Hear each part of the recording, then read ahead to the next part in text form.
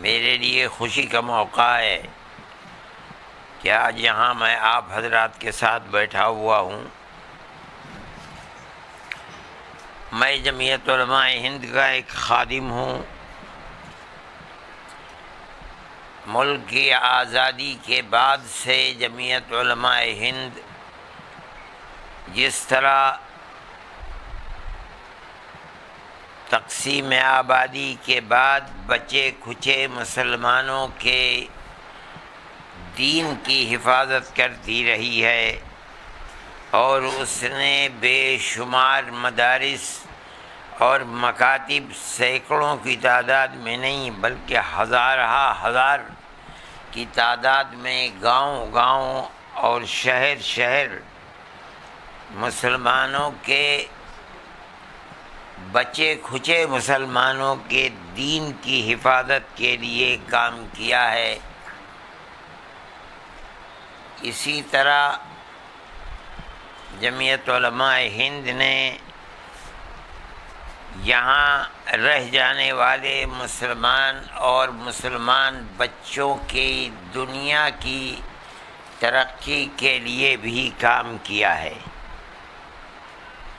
منع نہیں کیا کہ مسلمان بچے صرف مذہبی تعلیم کو حاصل کریں، یہ نہیں ہوا۔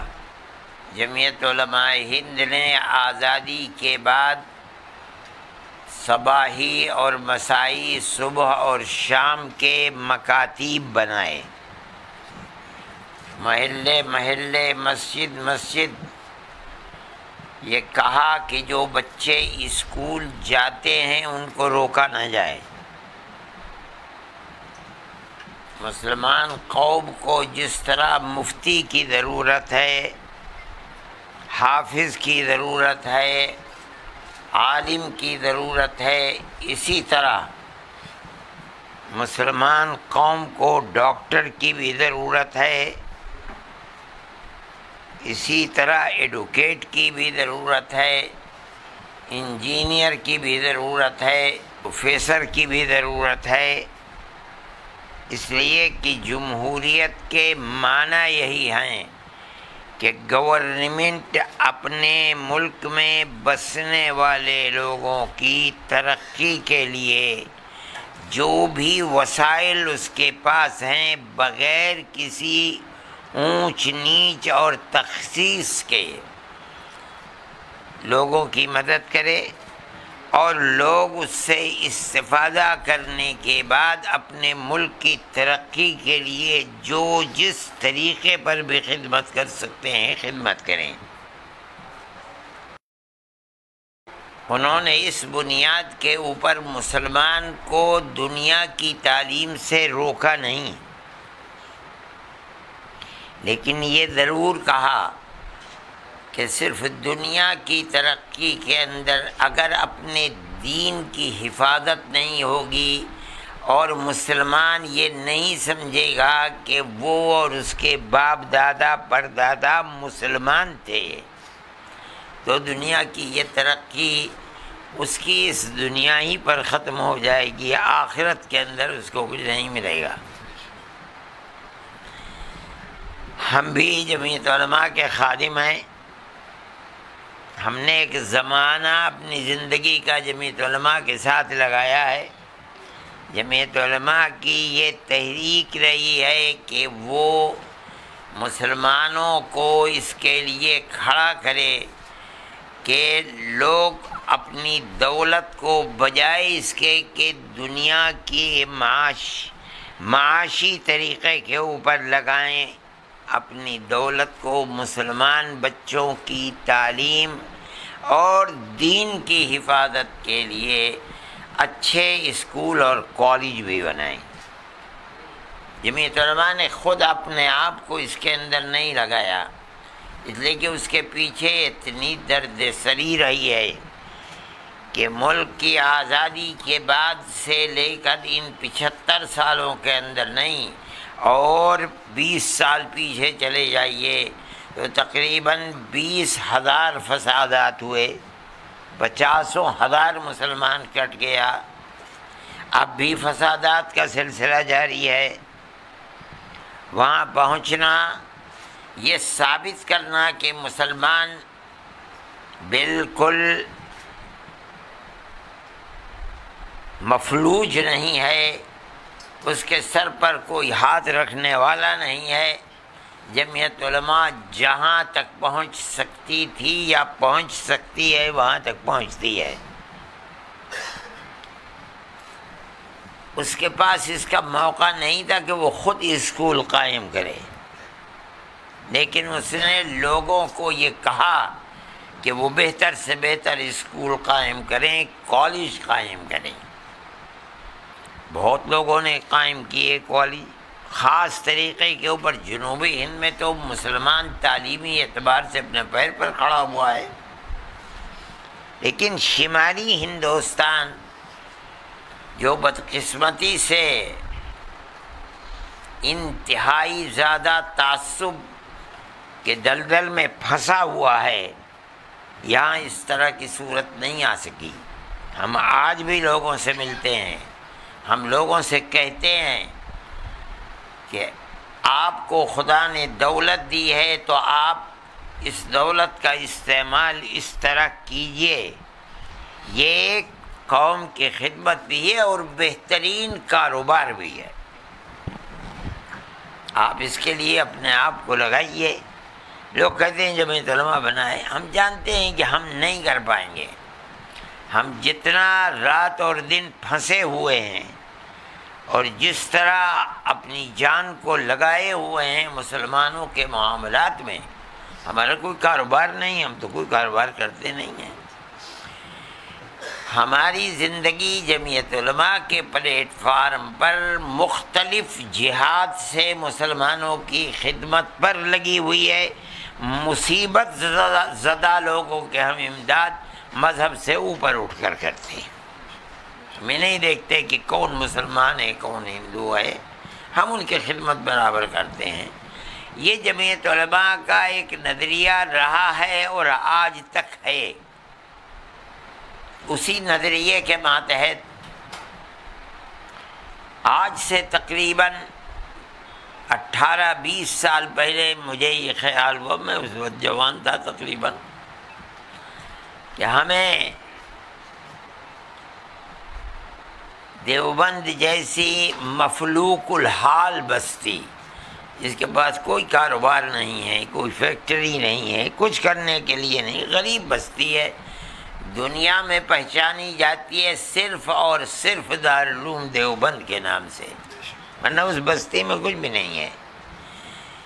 ان بچوں کے لیے ہمیں جدید تعلیم، جس میں 1 گھنٹہ ہم مذہبی تعلیم کا رکھیں گے، ہمیں اسکول بنانا چاہیے۔ ہم نے اس کے لیے زمین خریدنی شروع کر دی اپنے احباب کے تعاون سے۔ اب تو وہ دنیا سے چلے گئے، سب سے پہلے جو ہم نے اسکول بنایا تھا، اللہ ان کی مغفرت فرمائے، انہوں نے ہماری مدد کی، ہم نے اس کے لیے زمین خریدی، اسکول بنایا، لیکن ہماری لائن نہیں تھی وہ، ہم تو مدرسوں کے پڑھنے والے لوگ ہیں، ہمیں ایسے آدمی بھی نہیں ملے کہ جو اس میں صحیح رخ پر ہماری مدد کر سکتے ہیں، لیکن ہم لگے رہے۔ ہم اگر قرآن ہاتھ میں لے کر یہ کہیں تو انشاءاللہ ہم حانث نہیں ہوں گے کہ 18 سال میں کسی مہینے میں 1 پیسے کی بھی ہمیں آمدنی نہیں ہوئی، تو ہم حانث نہیں ہوں گے، لیکن ہم نے ہمت بھی نہیں ہاری، ہم پیسہ لگاتے رہے اس کے اندر۔ پھر ہم سے لوگوں نے کہا کہ بھئی تمہیں آگے بڑھنا چاہیے اور عمارت بناؤ، اس کے اندر بچوں کو رکھو۔ ہم نے ایک عمارت اور تقریباً اس زمانے میں 1.5 کروڑ، آج اگر ہم بناتے تو 3 کروڑ روپیہ خرچ ہوتا، وہ بھی بنائی۔ پھر ہم وہ کام نہ کر سکے تو ہم نے اس کے اندر بی ایڈ کالج بنا دیا۔ مشکل یہ ہے کہ بی ایڈ کالج میں مسلمان بچے ہمیں نہیں ملے، غیر مسلم بچے، اور وہ بھی لوور کلاس کے بچے۔ خیر ان کی جو فیس تھی وہ گورنمنٹ ہمیں دینے لگی. ہمیں اس سے یہ فائدہ ہوا کہ ہمارا ایک اسکول بچیوں کا ہے جس پہ ہم نے تقریباً 2 کروڑ روپیہ خرچ کیا. بیچ شہر میں ایک مکان بڑا خریدا، اس پر لگایا. 3 منزلہ عمارت بلکہ 4 منزلہ ہم نے بنا ڈالی عمارت. اس کے اندر بچیاں پڑھ رہی ہیں، ابھی ابتدائی درجے میں ہے، 3ری کلاس چل رہی ہے. پھر ہم نے بچوں کا چل رہا تھا تقریباً 18 سال سے. ہمیں اس بی ایڈ کالج سے ان کی تنخواہ دینے کے لیے پیسہ مل جاتا تھا. ہمیں ایک دگنا سکون ہوا. لیکن آج کل گورنمنٹ کے حالات خراب ہیں، یو پی گورنمنٹ کے بھی حالات خراب ہیں مالی اعتبار سے. اب آج کل وہ پیسہ بھی ہمیں نہیں مل پا رہا ہے. ٹھیک ہے، ہمارا تو کام کسی منفعت کے لیے نہیں ہے، ہم تو خدمت کرنا چاہتے ہیں قوم کی. وہ لڑکے ہیں پڑھ رہے ہیں. ہم نے زیادہ توجہ کی دیہات کے بچوں پر، مسلمان بچوں پر، تاکہ شہر کے بچے تو ماں باپ ان کو پڑھا لیتے ہیں، بہت اسکول ہیں، لیکن ان کے پاس اسکول عام طور پر نہیں ہوتے ہیں. اور جو اسکول گورنمنٹ کے بنا ان کا کوئی معیار نہیں ہے. ان میں پڑھنے والا بچہ کمپٹیشن کے اندر بیٹھ جائے، یہ اس کے اندر ہمت نہیں ہو پاتی ہے. ہمیں اس پر بڑی مشکل کا سامنا کرنا پڑا کہ جو شہر کے بچے آتے تھے، جیسے دیہات کے بچے آئے تو شہر کے بچوں کے سرپرستوں نے انہیں بھیجنا بند کر دیا کہ ہم اپنے بچے کو دیہات کے بچوں کے ساتھ نہیں رکھیں گے، ان کی عادات خراب ہو جائیں گی. مگر ہم تو ایک مقصد کے تحت چلے تھے، اس لیے ہم نے ان میں سے کسی چیز کی پرواہ نہیں کی. ہمارا تو ہر مہینے خسارہ 80,000، 1,00,000، 1,20,000، 1,40,000 یہ ہوتا رہا. اور ہم اللہ کی مدد سے کرتے رہے آج تک. اس کو تقریباً 18-20 سال گزر گئے ہیں. پھر ہم سے لوگوں نے کہا کہ بھائی تمہارا خسارہ پورا ہونے کا بئی معنی کہ پیسے تم کو اتنے مل جائیں کہ تم اپنے اسکول اور کالج کی تنخواہ ادا کر دو، تم ڈگری کالج بناؤ. ہم نے ڈگری کالج بھی اپنے احباب کے تعاون سے بنا دیا. اس میں تقریباً 1.5 کروڑ روپیہ لگایا ہم نے. نور نواز صاحب نے دیکھا اس کو، اور مجھے بڑی خوشی ہے کہ انہوں نے یہ کہا کہ بھائی ہر وہ چیز جس کی ضرورت تھی وہ سب یہاں موجود ہے، کچھ کرنے کی ضرورت نہیں. اس کے بعد لاک ڈاؤن لگ گیا، وہ چل نہیں سکا. ہمارے بنانے کا مقصد اگرچہ ہماری یہ لائن نہیں ہے. ہم سے کہے کہ بھائی 1 مدرسہ بنا دو، ہم 5 مدرسے بنا دیں گے. اس لیے ہماری زندگی ہی مدرسوں میں گزری ہے، ہم اس کو کچھ نہیں جانتے.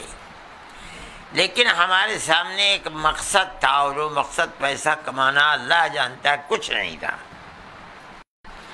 مقصد تو صرف یہ تھا کہ ہم مسلمان بچوں کے لیے کچھ کر سکیں. اس کے سوا کوئی مقصد نہیں تھا، اور ہم اس کے لیے آج تک ہم نے ہمت نہیں ہاری ہے.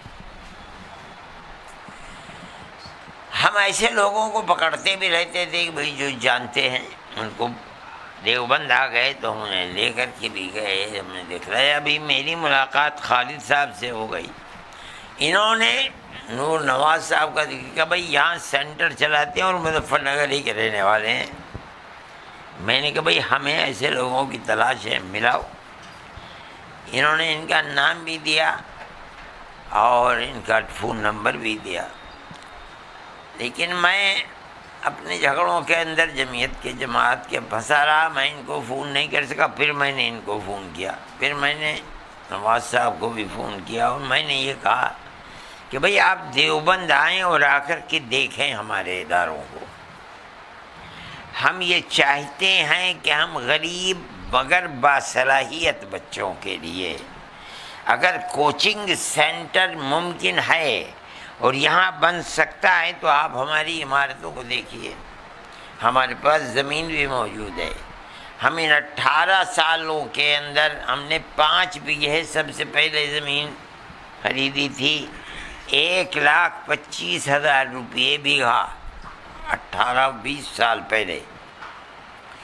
ہم سے وہاں کے لوگوں نے کہا بھائی تم نے زمین کے ریٹ خراب کر دیے، بھلے یہاں زمین 1,25,000 روپئے بیگھا ہوگی۔ بھائی میں نے کہا ہم نے ہر جگہ تلاش کیا، ہمیں اس سے اچھی جگہ ہمیں نہیں ملی۔ بالکل جہاں میں رہتا تھا جس مکان میں، اس سے 1 کلومیٹر وہی روڈ سیدھے چلے جائیے، وہاں پہنچ جائیے۔ پھر ہم نے اس کے ارد گرد زمینیں خریدنی شروع کر دیں۔ اللہ کا فضل ہے اس وقت ہمارے پاس زمین تقریباً 25-30-35 بیگھے زمین ہے، بہت زمین ہے۔ ہم اس کے اندر ہم نے آدھی سے بھی کم زمین کے اوپر B.Ed کالج بھی بنا لیا، پھر ہم نے ڈگری کالج بھی بنا دیا، اس سے پہلے 8ویں تک کا اسکول بھی ہے۔ شہر کے اندر جا کر کے ہم نے بچوں کا بھی اسکول بنا دیا۔ یہ سب کام ہم نے کر لیے، مگر ہمیں راستہ کامیابی کا نہیں مل رہا تھا۔ انہوں نے دیکھ کر بلڈنگ کو پسند کیا۔ ہماری ان سے بات ہوئی کہ بھائی آپ ہماری مدد کریں، اس راستے پر چل کر جہاں ہم مسلمان بچوں کی، خاص طور پر کوئی قید نہیں ہے کہ مسلمان اور غیر مسلم کی ہم کوئی قید کریں گے، نہیں، اگر باصلاحیت بچے اور غریب بچے ہمارے پاس آتے ہیں تو ہم ان کو واپس نہیں کریں گے انشاءاللہ، اگرچہ وہ ہندو ہوں گے۔ ہم یہ چاہتے ہیں کہ ہم ان بچوں کے لیے کوئی کوچنگ سینٹر بنائیں، یا آپ ہمیں یہ لائن دیجئے کہ ہمیں اس کے اندر جا کر کے اور ڈگری کالج بنانا چاہیے، آپ ہماری رہبری کریں، اس لیے کہ آپ کو تجربہ ہے، ہمیں تجربہ نہیں ہے۔ میں ان کا بہت ممنون و مشکور ہوں کہ انہوں نے مجھے راستہ دکھلانے کے لیے میری مدد کی، اللہ ان کی مدد فرمائے۔ اب میں بوڑھا ہو گیا ہوں، میری عمر 80-82 سال کی ہو گئی ہے۔ میں چاہتا ہوں کہ اپنی زندگی کے اندر جو میں نے اتنا پیسہ خرچ کر کے، میں ہو سکتا ہے کہ 15-20 کروڑ روپیہ میں نے اس کے اوپر خرچ کر دیا، اس سے بھی زیادہ خرچ کر دیا ہوں، بنایا ہے۔ خدا کرے یہ قومی اعتبار سے مسلمانوں کے لیے، خاص طور پر غریب مسلمانوں کے لیے، اور اس کے ساتھ ساتھ ہندو بچوں کے لیے بھی جو پڑھنے کا شوق رکھتے ہیں، ہم ان کی مدد کر سکیں۔ گویا کہ یہ نقطہ ہے، وہ ملنے کی جگہ ہے جس پر میں اور یہ ملے ہیں۔ خدا کرے اللہ ہمیں اخلاص و للہیت کے ساتھ صرف خدمت خلق کے لیے کرنے کی توفیق عطا فرمائے، اور یہ ہمارا ساتھ دیں، ہم ان کا ساتھ دیں۔ آج کی اس مجلس کو صرف اسی لیے بلایا گیا ہے، کوئی اس کے اندر شور و شر نہیں مچایا گیا، جو ان حضرات کے جاننے والے ہیں آپ حضرات، ان کو بلایا گیا ہے۔ ہم نے یہ طے کیا ہے کہ ہم کوچنگ سینٹر بنائیں گے انشاءاللہ، ان کا چل ہی رہا ہے، یہاں بھی بنائیں گے، دیوبند میں بھی بنائیں گے۔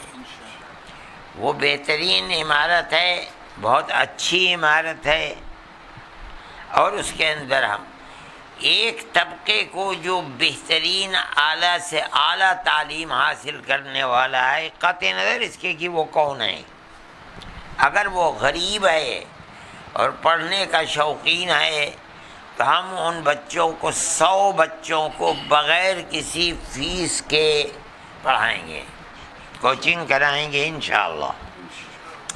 اس کے بعد جو دوسرے بچے ہیں، ہم ان کے اندر اس کی اس حیثیت کے مطابق کہ اس کے باپ کی کیا حیثیت ہے اور اس کی کیا حیثیت ہے، اس اعتبار سے ہم اس کو سہولت دیں گے، پیسہ لیں گے اس کا۔ کس طرح لیں گے پیسہ، وہ ہماری ایک گفتگو ہے جس کے اندر ہم بیٹھیں گے۔ ہم اس طریقے پر چاہتے ہیں کہ ابھی فی الحال ڈاکٹری کے لیے اور انجینئرنگ کے لیے کوچنگ کرے. اگر اللہ نے ہماری نصرت فرمائی اور مدد فرمائی اور ہم اس کے اندر کامیاب ہو گئے تو میری ایک بڑی پرانی دیرینہ خواہش ہے کہ ہم سول سروسز کے لیے کوچنگ سینٹر بنائیں انشاءاللہ. اور چونکہ اس کے اندر جو بچے کامیاب ہوں گے وہ اللہ کے بندوں کی خدمت کے لیے بہت بڑے مواقع ہیں ان کے پاس، اور وہ گورنمنٹ کی کرسی پر بیٹھ کر کے غریبوں کی بے پناہ مدد کر سکتے ہیں. خدا کرے اللہ ہماری مدد کرے اور ہم اس کے اندر کامیاب ہو جائیں. یہ ہماری اپنی دل کی خواہش تھی جس کو ہم نے آپ کے سامنے پیش کیا. ہم یہ سمجھتے ہیں کہ دنیا کی عصری تعلیم بھی ایسی چیز نہیں ہے کہ کوئی آدمی اس کی اہمیت کو ختم کر دے. ہمارے نزدیک اس کی بہت بڑی اہمیت ہے. بس ہم چونکہ مذہبی آدمی ہیں اور ہم یہ سمجھتے ہیں کہ مسلمان اگر اپنے مذہب سے جڑا ہوا نہیں ہے تو وہ چاہے بام عروج پر کہیں تک بھی پہنچ جائے مگر وہ ایسی کنارے پر کھڑا ہوا ہے کہ ہو سکتا ہے کہ اس کی آخرت کی زندگی برباد ہو جائے. ہمارا نظریہ یہ ہے. ہم یہ چاہتے ہیں کہ بچے کو ہم اتنی مسلم بچے کو اتنی تعلیم دیں کہ جس سے وہ یہ جاننے لگے کہ میں مسلمان ہوں.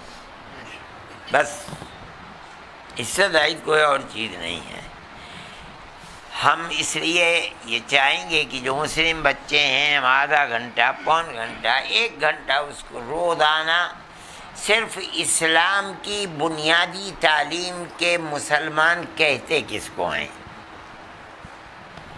اور ایمان سکھلائیں. اور ایمان کے بعد اللہ کے نبی سے پوچھا گیا کہ ای شیء احب الی اللہ تبارک و تعالی بعد الایمان باللہ. اے اللہ کے نبی ایمان کے بعد دنیا میں کون سی چیز اللہ کو سب سے زیادہ پسند ہے؟ تو آپ نے فرمایا